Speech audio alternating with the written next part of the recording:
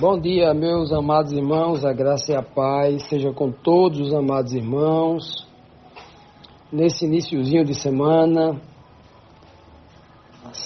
de trabalho para muitos, né? Que o Senhor possa conduzi-los. Acima de tudo, que as nossas mentes não percam de vista o Senhor, a sua palavra, os seus mandamentos, né? Para que andemos o tempo todo na presença do Senhor. Amados, hoje segunda-feira vamos dar continuidade à nossa lição. A lição desta semana estamos falando sobre o primeiro dia da semana, né? Ou seja, iniciamos aqui falando sobre o dia da ressurreição de Cristo, o que acontece ali. Estamos estudando sobre aqueles momentos logo após a ressurreição de Cristo. Ontem, por exemplo, nós vimos que Jesus, no primeiro dia da semana, no finalzinho da tarde, já entrando à noite, ele se apresentou no meio dos discípulos que estavam todos numa casa e estavam com medo dos judeus, né? Com medo da perseguição, né? Já que haviam prendido o seu mestre e morto o mestre, eles estavam com medo também de morrer. Estavam trancados numa casa quando Cristo se apresenta ali no meio deles, né?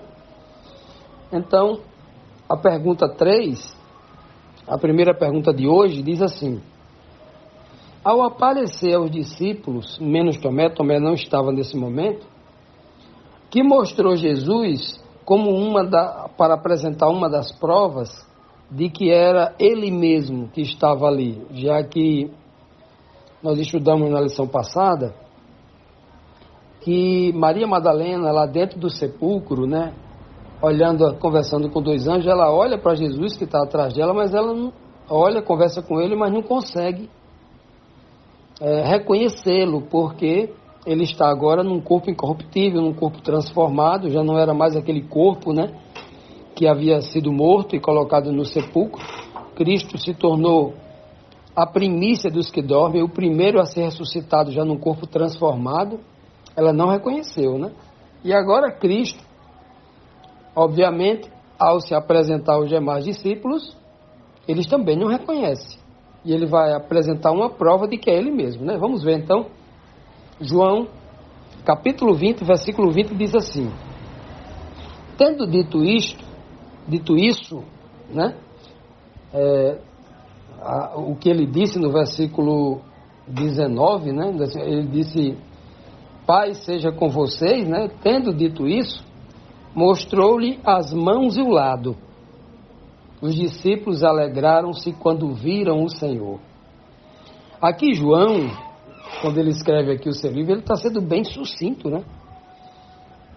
Ele não entra em detalhes do que ocorreu ali, da emoção, o que aconteceu com um, com o outro, né?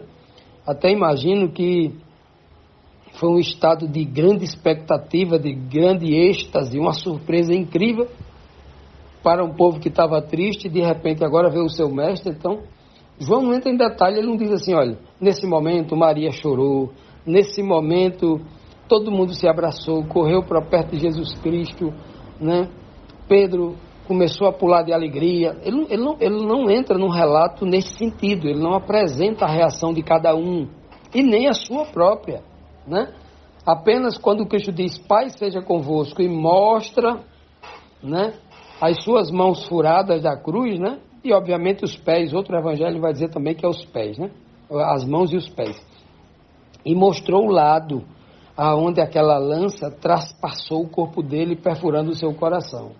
Então, olha que coisa, o Senhor, nosso Deus e Pai, trazendo o Cristo num corpo incorruptível à vida novamente, ele não restaurou estas marcas. Ele não restaurou esta marca nas mãos de Cristo e nem na lateral do seu corpo, próximo às costelas, onde o soldado romano com uma lança havia perfurado para garantir realmente que Cristo estava morto, né? Já imaginaram, meus irmãos? Que situação! E aí, quando eu leio isso aqui, eu me lembro da profecia do livro de Malaquias, né? A profecia que diz bem assim, quando o povo perguntar a Jesus Cristo, né? Numa referência, inclusive, à nova terra, numa referência no reino de Deus já. Ele diz assim, pergunta assim, o que é isto nas tuas mãos? Né? E ele vai dizer assim, são as marcas que eu recebi na casa dos meus irmãos, na casa dos meus amigos. Já imaginou que coisa? Até parece que quando nós lemos esse texto, se nos apegarmos à letra morta, é como se o texto dissesse que pela eternidade sem fim, Jesus Cristo vai permanecer com estas marcas nas mãos e na sua lateral, não é? Mostrando para todos, carregando na carne, né? A prova do seu amor pela humanidade, a prova do amor de Deus pela humanidade, não é? Porque Deus poderia trazê-lo à vida de novo sem essas marcas, mas Deus amou tanto o mundo que deu ali a prova de que Ele deu. E outra coisa, mostrando claramente, mais uma prova, da humanidade de Cristo. Para sempre Ele vai ter ali aquele corpo humano, né? O corpo humano para sempre, mostrando que Ele, quando se esvaziou da divindade, foi para sempre. Quando Ele se esvaziou da divindade e assumiu a natureza humana, realmente Deus estava dando o seu Filho, não estava emprestando para trazer o Filho divino de volta. E aí, quando Deus o Pai exalta esse Filho maravilhoso, né? Esse Filho do homem, e dá-lhe tanto poder, tanta honra e tanta glória pelo nome que Ele tem, pela obra que Ele realizou, inigualável, né? Uma obra tão preciosa que até os anjos, né, se ajoelham diante de Cristo e o louvam, né? Lhe dá o louvor como seu Senhor, como uma autoridade que está apenas abaixo do Pai e de mais ninguém. Que coisa linda, né? Cristo, exatamente, Ele mostra aquelas marcas como prova. Não é uma prova de que Ele foi morto, não. Ali é muito mais do que uma prova de que era Ele que estava na cruz. Ali é uma prova do amor de Deus pela humanidade. É uma prova sem tamanho do amor de Cristo, que escolheu, que decidiu dar a vida, né? Porque se Cristo não quisesse morrer, jamais o Pai enviaria o seu Filho. Jamais Deus forçaria que Cristo morresse pela humanidade, né? O Pai dá porque Cristo diz aqui, eis-me aqui, envia-me a mim. Porque Cristo se oferece para tamanho sacrifício. Continuando, meus amados, vamos aqui para a próxima pergunta. A pergunta 4, a segunda pergunta aqui da segunda-feira, que nos traz aqui mais um questionamento importante. Diz assim, Jesus estava imitando quem? Na forma como enviar seus discípulos, ao dizer o que ele vai dizer agora. Novamente disse, porque ele já tinha dito, Pai, seja convosco, assim, venham, vejam minha mão e o lado aqui do meu corpo, né? Tá. Novamente, Jesus disse, Pai seja com vocês. Porque parece que a primeira paz que ele desejou, eles não entenderam, estavam em choque, né? Aí que diz de novo, Pai seja com vocês. Assim como o Pai me enviou, eu os envio. Eita, meus irmãos, que frase pequena, mas que profundidade tem esta frase, né? Perceba bem o que ele está dizendo. Olha o que ele está dizendo. Assim como o Pai me enviou, eu vos envio a vós. Eu os envio. Veja que ele está usando aqui uma comparação. Assim como é o mesmo que dizer, do mesmo modo, da mesma maneira. Ele está dizendo assim, olha, eu não faço nada de mim mesmo, eu só estou copiando o que o Pai fez. Vocês querem saber como foi que o Pai me enviou ao mundo? É mais ou menos isso que ele está dizendo. Vocês querem saber? Pois bem, não está escrito na Bíblia. Não está escrito na Bíblia os detalhes de como foi que o Pai me enviou ao mundo. Mas do jeito que eu vou enviar vocês ao mundo agora,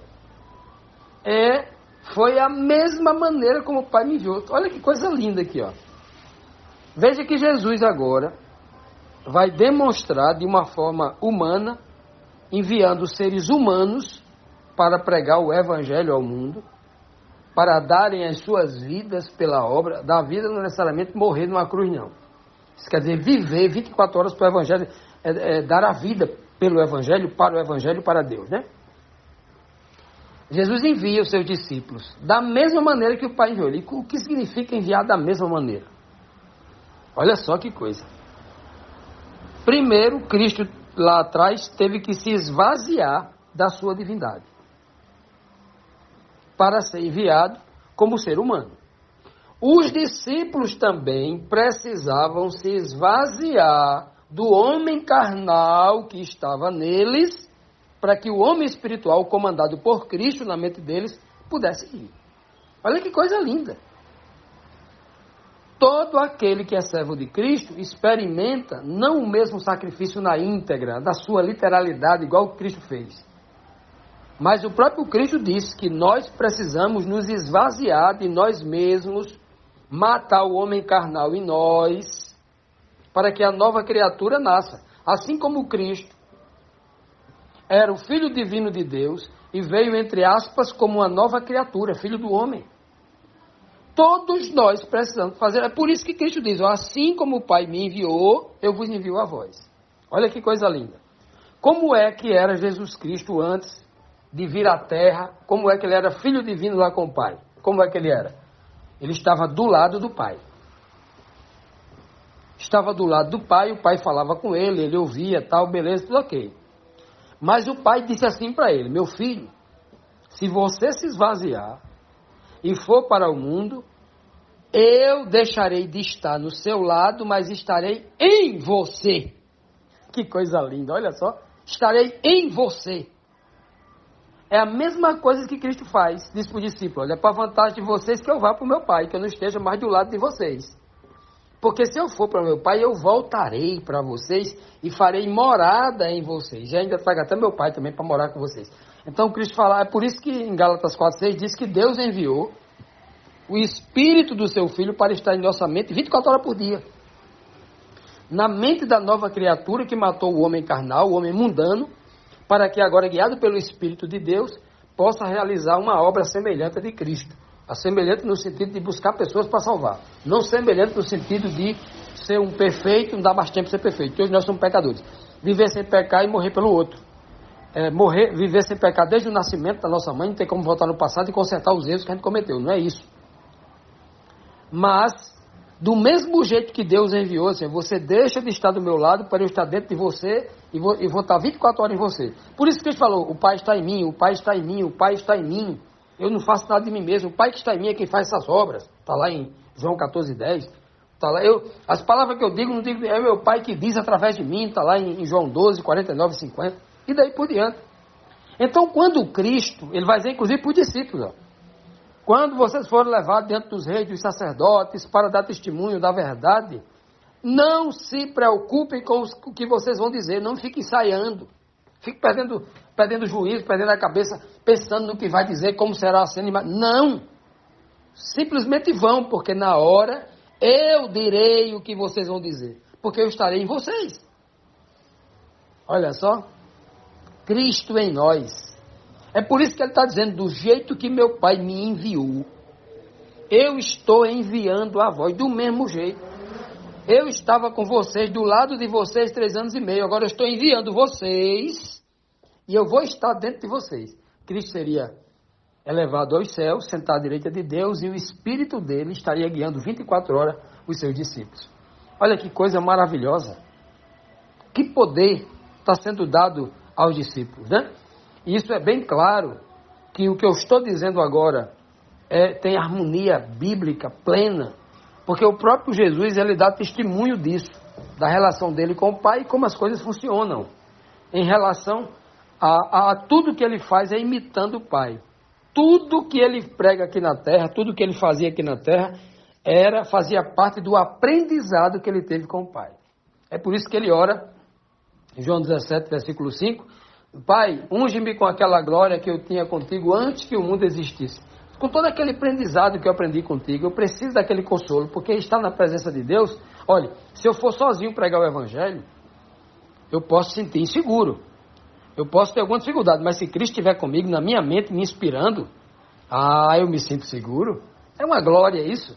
Pois bem, então Cristo diz lá no João, capítulo 5, versículo 19 e 20, ele é muito claro quando diz assim, olha, o filho não pode fazer nada de si mesmo. Assim como os discípulos, ele diz para os discípulos, sem mim nada podeis fazer. Ele diz lá aos discípulos, capítulo 10 de João, né? Então ele está dizendo aqui agora, o filho não pode fazer nada de si mesmo, né?